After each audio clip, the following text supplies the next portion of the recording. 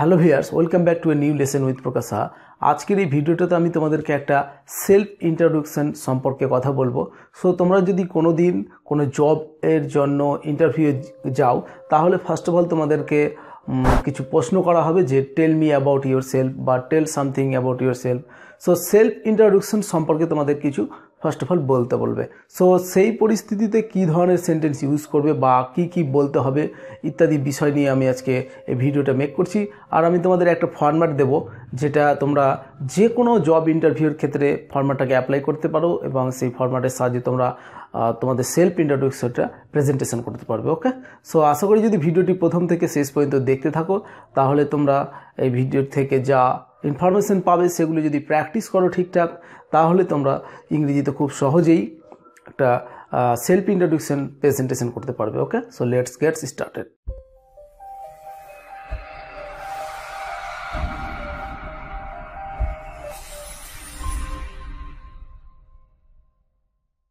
তো এর আগের একটা ভিডিওতেও আমি সেলফ ইন্ট্রোডাকশন সম্পর্কে কিছু টিপস দিয়েছিলাম। সো সেই বিষয়গুলো রয়েছে, জাস্ট একটু ভালো করে তোমাদেরকে এখানে শুধু সেই ফরম্যাটটাকে কালেক্ট করে নিতে হবে, দেন সেগুলোকে ইউজ করলে গেলেই এনাফ। ওকে, সো ফার্স্ট হচ্ছে যে তোমাদের নেম বলতে হবে। সো নেম বলার আমি তো তিনটা প্রসেস দেখিয়েছিলাম, যে ভাবে তোমার নেমটাকে প্রেজেন্টেশন করতে পারবে। সো ফার্স্ট হচ্ছে যে আই অ্যাম, দেন তুমি তোমার নামটা এখানে লিখে ফেলবে, আই অ্যাম ড্যাশ। সো এখানে আমি আমার নিজের নামটা লিখছি, PRA. Okay, so I am Prakash Saha.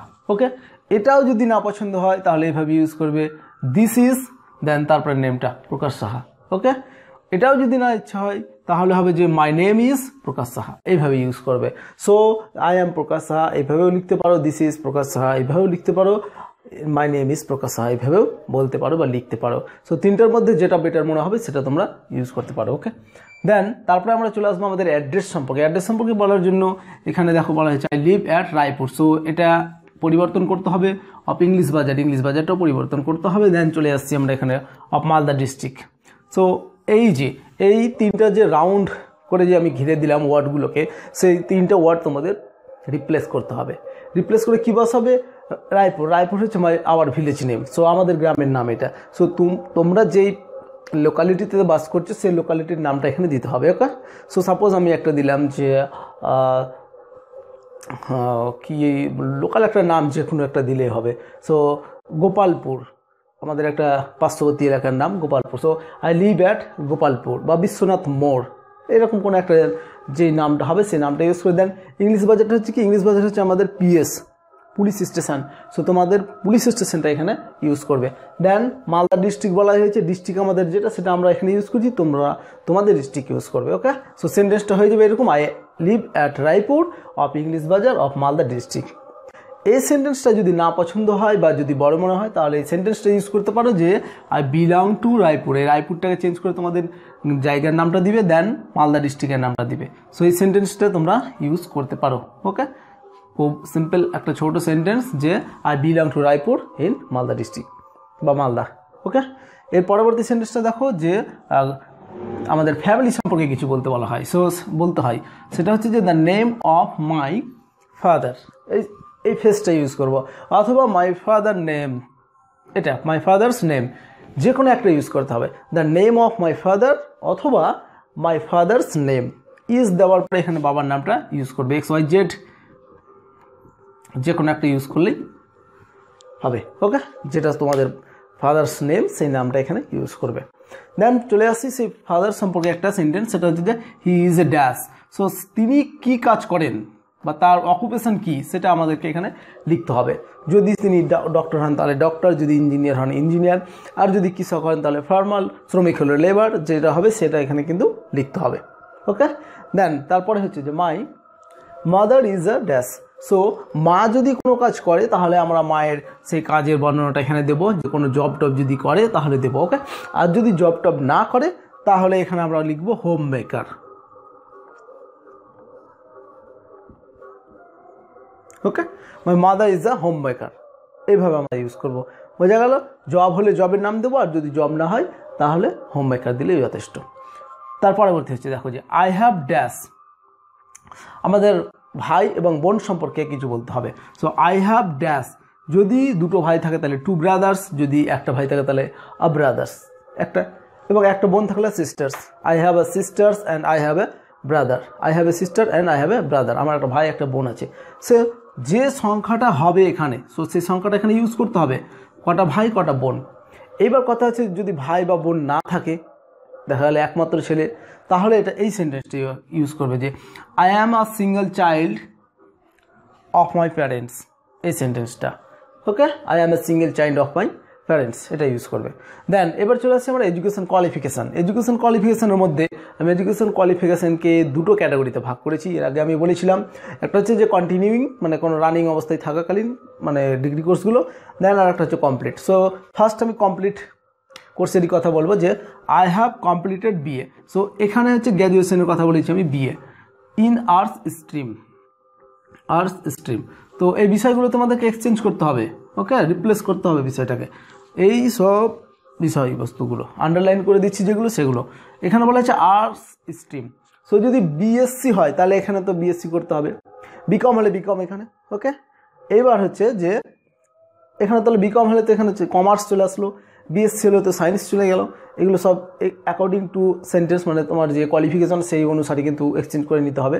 From Malda college, so তোমাদের সেই কলেজের নেমটা ইউজ করতে হবে। এটা আমাদের কলেজের নাম ইউজ করলাম, যে কলেজে আমি স্টাডি করেছিলাম, সো মালদা কলেজ। সো এখানে তোমরা তোমাদের কলেজের নেম ইউজ করবে। দেন এখানে একটা সাল ইউজ করা হয়েছে 2015। 2015টা হচ্ছে আমি সেই সালটাতে স্টাডি করেছিলাম। তো এখানে তোমরা যেই সালটাতে বিএ বা বিএসসি বা বিকম বা এমএ যেগুলো কমপ্লিট করবে সেই সালটা এখানে ইউজ করবে, ওকে। দেন তারপরে চলে আসছি, এটা হচ্ছে কমপ্লিট, মানে এডুকেশন ডিগ্রিটা কমপ্লিট করার পর। এবার যদি রানিং থাকে, বিএ কমপ্লিট চলছে রানিং বা এমএ রানিং চলছে, তখন আমরা এই সেন্টেন্স ইউজ করবো যে আই অ্যাম ডুইং গ্র্যাজুয়েশন। এই গ্র্যাজুয়েশনের জায়গাটা এক্সচেঞ্জ করতে হবে। গ্র্যাজুয়েশনটাকে এক্সচেঞ্জ করে তোমাদেরকে সেটা দিতে হবে যে যদি এমএ থাকে তাহলে এমএ করে দিতে হবে, আর গ্র্যাজুয়েশন থাকলে তো গ্র্যাজুয়েশন দিচ্ছই। এবার কোন সাবজেক্টে হচ্ছে সেটা লিখতে হবে এখানে। ইন দিয়ে যে সাবজেক্টটা দেওয়া হচ্ছে, এখানে ইংলিশ দেওয়া হয়েছে, জাস্ট তোমাদের সেই সাবজেক্টটা তোমরা ইউজ করবে। দেন তারপর কলেজের নেমটাও এখানে অবশ্যই ইউজ করতে হবে, ওকে। সো এখানে আমরা যে আমাদের যে কলেজটা রয়েছে সেই কলেজের নেম দিয়েছি, হয়ে গেল। ওই সেন্টেন্সটা যদি না পছন্দ হয় তাহলে তোমরা এই সেন্টেন্সটা ইউজ করতে পারো যে I am studying BA in Malda college. Just simple একটা সেন্টেন্স, খুবই শর্ট অ্যান্ড সিম্পল সেন্টেন্স, ওকে। এই যে ছোটো সেন্টেন্স, এই সেন্টেন্সটা ইউজ করতে পারো, এই দুটোর মধ্যে যে কোনো একটা ইউজ করলেই হবে। দেন চলে আসছি এবার আমাদের হবি সম্পর্কে। সো হবি কিন্তু অনেক রয়েছে সবার। সো একটা হবি যদি হয় তাহলে সেন্টেন্সটা হুবহু লিখতে হবে যে my hobby is dash, playing cricket বা যে কোনো কিছু একটা দিলেই হবে তোমাদের যেটা হবি। এইবার কথা হচ্ছে যে একজন ব্যক্তির অনেক হবি থাকতেই পারে, যেমন আমার রয়েছে অনেকগুলো। ক্রিকেট খেলা একটা হবি, ফুটবলও খেলি মাঝে মধ্যে, আবার আমাদের নৌকো চালানো রয়েছে অভ্যাস, আবার একা একই গ্রামে ঘুরে বেড়াতে ভালো লাগে, এগুলো হচ্ছে হবি এক একজনের। মাছ ধরা এগুলো হবি। তাহলে মাই হবি ইজ ড্যাশ একটা হবি যদি হয়। এবার একাধিক হবি যদি হয় তাহলে আমরা লিখব মাই হবিজ, এটা প্লুরাল ফর্ম করে দেয়। মাই হবিজ ইজ না হয়ে সেখানে হয়ে যাবে আর। My hobbies are catching fish and playing cricket. তাহলে আমার হবি হচ্ছে কি মাছ ধরা এবং কি ক্রিকেট খেলা। তো এইরকমভাবে সেন্টেন্সটা লিখতে হবে। এখানে একটু মনোযোগ দিয়ে মানে বিষয়টাতে নজর রাখবে, ওকে। দেন তারপরে চলে আসছে যে প্রিভিয়াস কোনো জব এক্সপিরিয়েন্স আছে কি না। So I have no previous job experience যদি না থাকে তাহলে আমরা একবারে এই সেন্টেন্সটাকে বলে ফেলবো। জব এক্সপিরিয়েন্সের ক্ষেত্রে তিনটা ক্যাটাগরি হবে। একটা হচ্ছে যে এক্সপিরিয়েন্স যদি না থাকে, সো এই সেন্টেন্সটা ইউজ করে দিলে। যদি এক্সপিরিয়েন্স থাকে তাহলে একটা সেন্টেন্স ইউজ করতে হবে, এবং কি যদি কন্টিনিউ কোনো কাজ করছো কোনো কোম্পানিতে তাহলে একটা। তাহলে এবার বাস খুবই সহজ, কোনো এক্সপিরিয়েন্স হলে আমরা ইউজ করব, যদি না হয় তাহলে এই সেন্টেন্স যে I have no previous job experience হয়ে গেল। বাস যদি এটা হয়তো ইউজ করব, না হলে হলো না। এবার হচ্ছে আমার কোনো জব এক্সপিরিয়েন্স আছে, সেক্ষেত্রে হবে আই হ্যাভ অ্যান এক্সপিরিয়েন্স, এই সেন্টেন্সটা ইউজ করব। ক্লিয়ার? এই সেন্টেন্সটা আমরা ইউজ করবো। এবার দেখা গেলো আমি কোনো একটা কোম্পানিতে কাজ করছি বা জব করছি, সেক্ষেত্রে হবে I have been doing a job for 2 years. এই যেখানে ফর 2 ইয়ার্সের জায়গাটাতে তোমাদেরকে সেই সময়টা উল্লেখ করতে হবে। 5 মাস, 6 মাস, 2 বছর, 3 বছর, 4 বছর, কোনো একটা সময়, যে সময়টা ধরে তোমরা কাজটা করছো কোম্পানিতে। দেন ইন দিয়ে কোম্পানির নেমটা এখানে ইউজ করতে হবে, ওকে, তো এই হচ্ছে তিনটার মধ্যে যে কোনো একটা ইউজ হবে সবারই ক্ষেত্রেই, কারণ কারো কোনো জব এক্সপিরিয়েন্স থাকতে পারে, আবার এক্সপিরিয়েন্স টোটালি একবারে ফ্রেশার হতে পারে। ওকে, আবার ফের কেউ মানে কাজ করছে এরকম হতে পারে। দেন চলে আসছি আমরা যে আমাদের অ্যাম্বিশনটা কী। এবার I have a strong desire to commit for any tough job, if I get any chance in future I must prove it. Okay, তো এই হচ্ছে আমাদের লাস্ট সেন্টেন্স। এই লাস্ট সেন্টেন্সটা তোমরা বলতে পারো। ওকে, কোনো অসুবিধা নেই অ্যাম্বিশনের ক্ষেত্রে। আর এই টোটাল ফরম্যাটটা যদি তোমরা ভালোভাবে প্র্যাকটিস করো এবং এটাকেই যদি তোমরা তোমাদের সেই জব ইন্টারভিউর সময় প্রেজেন্টেশন করো, তাহলে একটা পারফেক্ট সেলফ ইন্ট্রোডাকশন হয়ে যাবে। ওকে, তো আশা করি বিষয়টা তোমরা খুব সহজেই বুঝতে পেরেছো। তো এই ছিল আজকের বিষয়বস্তু। যদি ভিডিওটা ভালো লাগে তাহলে একটা লাইক দেবে, ফ্রেন্ডদের সাথে শেয়ার করবে ভিডিওটি, যাতে তারা এই ফরম্যাটটা অ্যাপ্লাই করে তারাও ইংরেজিতে সেলফ ইন্ট্রোডাকশন সম্পর্কে খুব সহজে বলতে পারে এবং তারা তাদের সেলফ ইন্ট্রোডাকশনটাকে প্রেজেন্টেশন করতে পারে যে কোনো জব ইন্টারভিউর ক্ষেত্রে। আর আমাদের এই ইউটিউব চ্যানেলের যদি ভিডিওগুলো তোমাদের ভালো লেগে থাকে তাহলে অবশ্যই চ্যানেলটাকে সাবস্ক্রাইব করে পাশে আসা বেল বাটনটাতে ক্লিক করে আমাদের সাথে থাকবে। আর হ্যাঁ, যদি কোনো তোমাদের এরপরেও সমস্যা থেকে থাকে তাহলে অবশ্যই কমেন্ট করে জানাও আমাদেরকে। আমরা সেই কমেন্টের পড়ে মানে কমেন্টটা তোমাদের পড়ে সেই প্রবলেম বা সমস্যার সলিউশন আমরা দেওয়ার চেষ্টা করব। আজকে এখানে শেষ করছি, নেক্সট ভিডিওতে আবার দেখা হবে। ততক্ষণ ভালো থাকবে, সুস্থ থাকবে আর আমাদের এই ডিজিটাল ইংলিশ ইউটিউব চ্যানেলের ভিডিওগুলি দেখতে থাকবে। Have a nice day.